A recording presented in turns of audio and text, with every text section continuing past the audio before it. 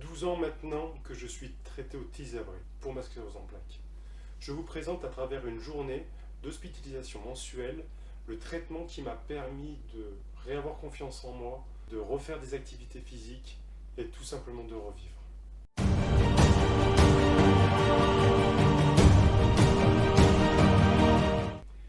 Bonjour à tous et bienvenue sur ma chaîne, le Kadamax Seppai, c'est Kouros. J'espère que vous allez bien. Je vous présente dans cette chaîne mon quotidien de sépien, personne ayant une sclérose en plaques, à travers mes objectifs, mes rêves. Avant de commencer, si le contenu vous plaît, n'hésitez pas à le montrer. Pour ce faire, très simple, un like, un abonnement bien entendu, un commentaire si vous êtes intéressé. Dans les commentaires, j'ai pu voir qu'on souhaitait des vidéos sur des sciences fractionnelles, c'est ce que j'ai fait. J'ai eu beaucoup de questions également sur quel était mon traitement, comment je vivais ma sclérose en plaques. Cette vidéo aujourd'hui lui est dédiée. Donc voilà, faites vivre cette chaîne, il faut que ça soit interactif, donc n'hésitez pas à faire des commentaires, je répondrai au mieux bien entendu. Je suis d'un naturel plutôt réservé, même pudique, donc je n'ai pas l'habitude de m'épancher sur moi, ma santé. Donc là, je vais un petit peu me forcer, c'est parti. Au début de ma maladie, j'ai essayé beaucoup de traitements. Donc d'abord ceux qui étaient dits à 30% de réduction de poussée, de crise, tels les interférons, Rebif, Avonex. J'ai même essayé la Copaxone, mais malheureusement rien n'y faisait. Je faisais régulièrement des crises, 2 à 3 par an en moyenne. J'étais rentré dans ce que j'appelle un cercle vicieux parfait, quoi. J'étais pas bien physiquement, du coup le moral était touché, du coup j'avais tendance à brûler un petit peu trop la vie, j'ai envie de, si je peux parler ainsi. Du coup ça a retouché mon physique, j'étais dégoûté, le moral rechutait, je refaisais encore plus de bêtises. Et du coup les plaques commençaient à s'accumuler dans la zone notamment de ma colonne vertébrale où il n'y a pas beaucoup de place. Et on sait que lorsque ces plaques se juxtaposent dans cette zone-là, c'est là où on risque les plus grosses séquelles qui sont bien entendu irrévocables. J'ai eu ce qu'on pourrait appeler tout simplement un électrochoc. J'ai pris un peu conscience à ce moment-là de ma maladie et j'ai essayé de mettre toutes les chances de mon côté pour essayer de peut-être pas l'arrêter, mais au moins la ralentir. Dans ce processus, il y a eu 2 moments clés pour moi qui m'ont amené jusqu'à aujourd'hui. Ça a été en 2008, lors des Jeux paralympiques de Pékin, où j'encadrais un futur vainqueur d'ailleurs. Bon voilà, j'étais en collaboration avec son nutritionniste. On a beaucoup parlé de nutrition, d'hygiène de vie. Et vraiment, je suis passé de tout au tout. Et ça a été vraiment un interrupteur clairement psychologique qui m'a permis à partir de l'été 2008 à vraiment changer de façon drastique mon hygiène de vie, ma façon de manger.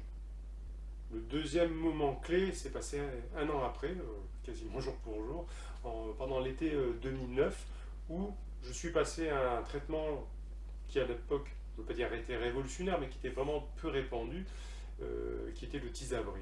Donc c'est un traitement immunosuppresseur.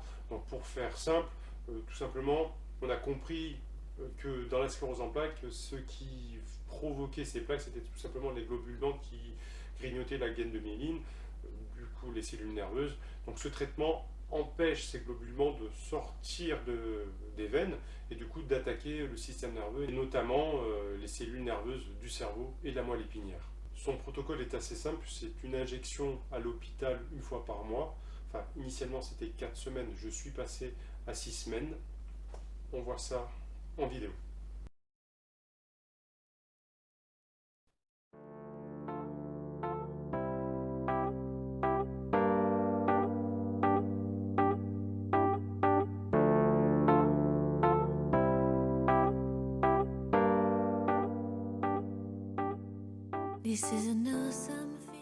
Petit footing de 45 minutes à jeun, terminé. Super temps, ça fait du bien. On fait un petit peu de musculation, une douche et on est parti. You are so close. The emptiness just flies away. You console all. If we could stop the time right now, we feel the night is upon us. we're falling you.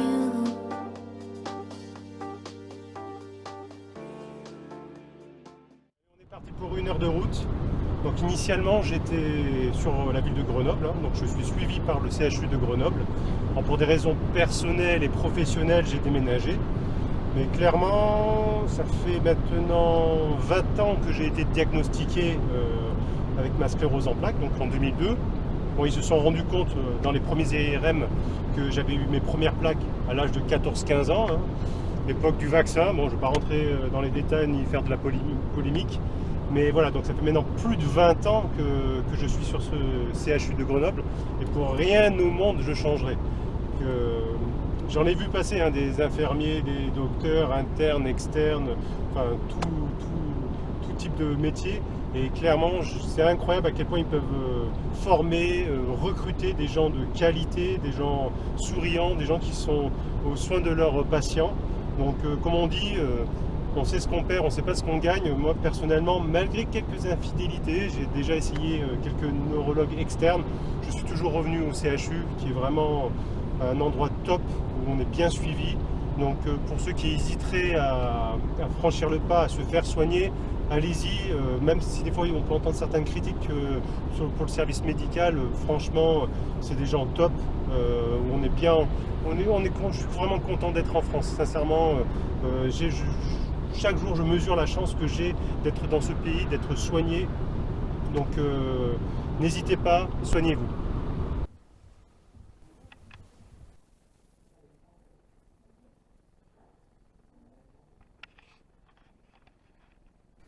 Bon, retour à la casa, donc il est quasiment 4h30, le lever a été 6h, donc la journée a été plutôt longue. Alors même si je supporte très bien ce traitement, je dois vous dire que par contre comme je dis, je suis pas très frais après ça, et ce jour-ci et les jours qui vont suivre, mais franchement rien de bien méchant. Donc j'ai déjà même fait des séances de sport après, mais je les trouve pas très productifs et franchement j'aime pas trop forcer quand le corps il est fatigué. Par contre, dans la soirée, sûrement, je vais me faire une petite demi-heure de relaxation, d'étirement. C'est des séances qu'on a des fois du mal à faire pendant la semaine, à planifier. Donc là, je vais en profiter, ça va me faire du bien. Et voilà. Donc ce sont les images de ma dernière cure de Tysabri. Elle a été un petit peu allégée puisqu'il n'y a pas eu de rendez-vous avec le neurologue, ni d'IRM que j'effectue à peu près 3 à 4 fois par an. Alors, vous avez pu voir quand même sur les dernières images que j'étais pas, pas très en forme, mais comme je l'ai dit, ça va très bien, je supporte très bien ce traitement. Et oui, malheureusement, il y a un mais. Comme toute bonne chose, des fois, donc ces fameux globules blancs qui ne peuvent pas sortir des veines, super, ils n'attaquent pas ma gaine de myéline, mais malgré tout, ils avaient un rôle, c'est qu'ils pouvaient nous protéger d'une certaine infection, et notamment celle qu'on appelle la lymphe. Donc c'est une infection qui arrive au niveau du cerveau. Beaucoup de gens ont pu l'avoir, je l'ai eu d'ailleurs, un test l'a prouvé, mais grâce à nos globules blancs, normalement, on peut facilement la combattre et l'arrêter. Ceux qui ont le traitement de Tysabri ne peuvent pas combattre ce virus. Donc obligatoirement, il y a une vigilance accrue. Moi, comme l'ayant déjà eu cette infection, je suis, comme on dit, une personne à risque. Encore une fois ce terme, décidément, il me colle à la peau. Donc j'ai vraiment une surveillance qui est, comme je vous l'ai dit, plus développée, avec différents tests, JC40, des tests sanguins réguliers, des IRM, 3 à 4 par an, et bien entendu des rendez-vous régulièrement avec le neurologue. Dès la moindre alerte, on arrête le traitement. Ce qu'il faut retenir, c'est malgré tout, aujourd'hui, c'est pris très au sérieux. Au début de ce traitement, malheureusement, il y a eu certains patients qui ont eu cette infection, on ne savait pas trop comment la gérer, il y a eu même des décès, mais bon, aujourd'hui j'ai envie de dire, tout est sous contrôle, je veux rester optimiste, je veux croire en la médecine, je veux croire en mes médecins, donc il n'y a pas d'inquiétude à avoir. Je n'ai pas encore les derniers chiffres, mais initialement, ce traitement type Tysabri est un traitement qui pouvait baisser 70 à 80% des crises des poussées.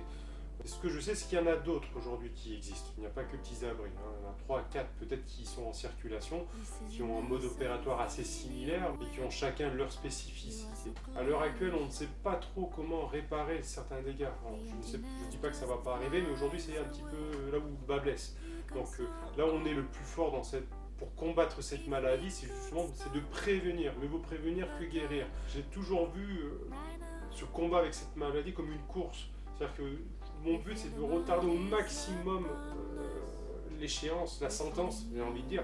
Et tant que ça tient, et j'espère que dans cette course, je vais me faire ravitailler par la médecine, je vais me faire aider par un système qui va pour moi me redonner encore des étapes supplémentaires où je vais pouvoir être le mieux que possible physiquement.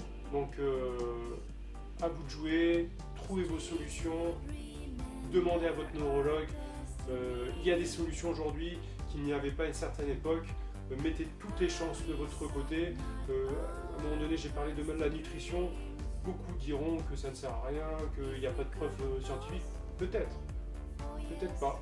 Peut-être si j'ai une petite brique à mettre en plus dans l'édifice de ma santé, je vais la prendre. Je prends ce risque, mais il n'y a pas de risque. Donc voilà, mettez le maximum de chances de votre côté, tout simplement pour vous sentir bien dans votre peau.